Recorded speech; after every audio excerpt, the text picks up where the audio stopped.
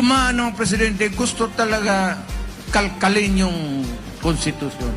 Gustong baguhin para eligible for another election or re-election.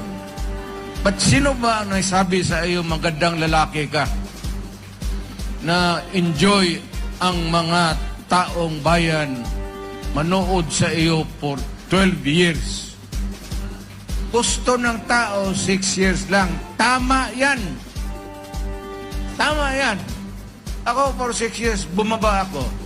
Ngayon, kung ganoon lang pala ang ginagawa ng lahat, sana ako na ang gumawa noon.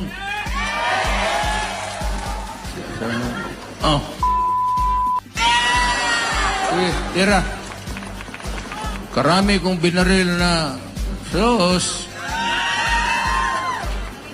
DDL, kidnapper, hold-upper, droga. Sinabi ko noong na mayor ako, umalis kayo kasi ko kayong lahat. Ang mga hindi naniwala, di patay lahat. Kaya demandado ako sa International Court of Justice. Sabi ko dyan sa mga puti, hoy mga unggoy, wala akong pakialam sa inyo. Kulungin man ninyo ako, puti. Bakit sila pupunta dito tapos maghusga? Kung hindi tayo pwedeng magkaintindihan dito, patayan. Wala tayong problema. Ganun talaga ang buhay. Oh, pero pag nabuko sila eh. Kaya kailangan sa dami ng irregularidad na yan, kailangan na nilang takban ng iba. Dito tayo idadivert. Huwag kayong lilihis ng focus. Huwag nyo nang intindihin yung mga aso. Kasi yung aso, ganyan talaga yan. Eh kahit ikaw, maglakad ka sa kaharian ng aso. Diba? Pagkagabi, naglalakad ka, maraming nagtitipon-tipon yung mga aso eh. Diba? Merong kaharian yung mga yan eh. Oh. Lahat ng asong madaanan mo, tatahulan ka niyan eh. Ngayon, kung lahat yan, entertainin mo yung aso na yan na tumatahol, ikaw ang tinatahulan, hindi ka na makakarating dun sa pupuntahan mo, mga kaibigan. Kaya dapat dyan, di na pinapansin. Total, nakakaintindi naman tayo eh. I-focus natin lahat sa issue na nangyayari sa ating bansa. Ang sabi niya, itong si Presidente Digongyo ay naglalabas ng hyperbolic pronouncements. Mga kaibigan, para bigyan ng emphasis yung kanyang order, na totoo yung kanyang, o sincere siya dun sa kanyang sinasabi. Hindi, yung hyperbolic ano yan, exaggeration yan mga kaibigan yun ang ibig sabihin yan Tumatahol ka ng hindi totoo, ibig sabihin hindi ka sincere pag sinabi mong hyperbolic, mga kaibigan. At ang gumagawa niyan, aso. Isipin mo, yun ang ginamit niyang kwan. Si Digongyo raw, mahilig tumahol. Mga kaibigan. Kumbaga, mahilig mga tahol sa buwan.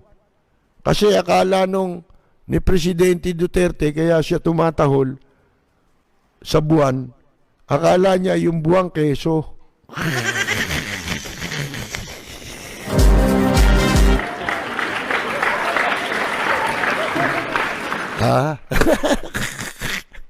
Yung kaya tinatawag yung tahol sa buwan mga kaibigan. Kako, tinanong ko nung si Kauding ano ba kako, ba't ba kako tumatahol yung aso, tinatahulan yung buwan? Sabi niya, akala niya kasi yung buwang keso.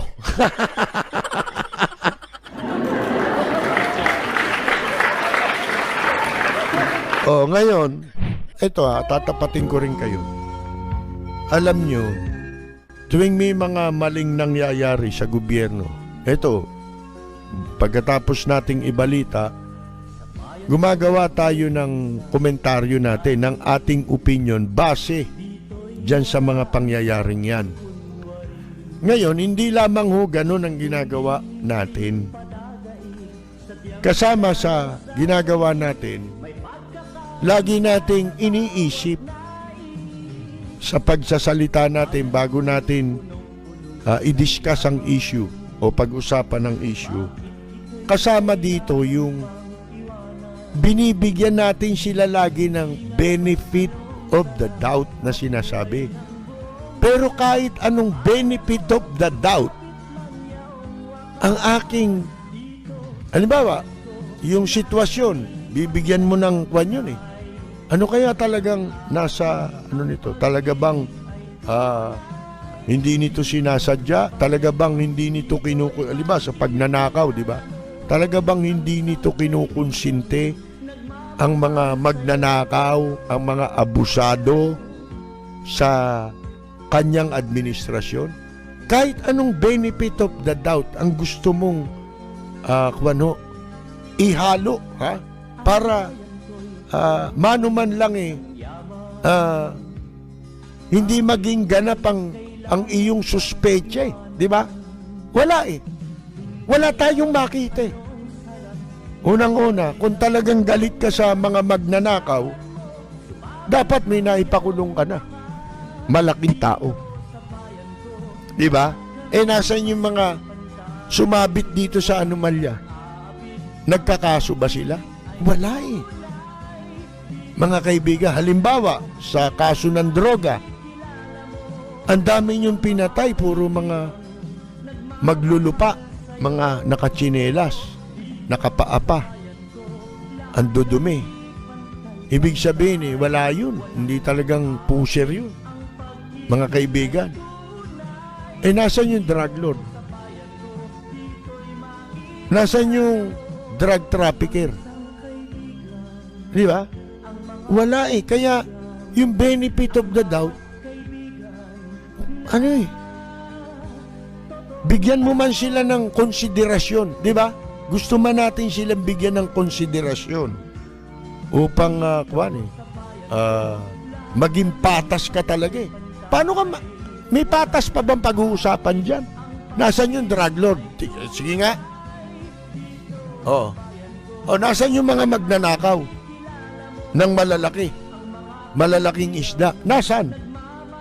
Wala. Mga kaibigan, hindi ho ba? Kaya iniisip din namin yun. Baka akala ninyo bira lang kami ng bira dito.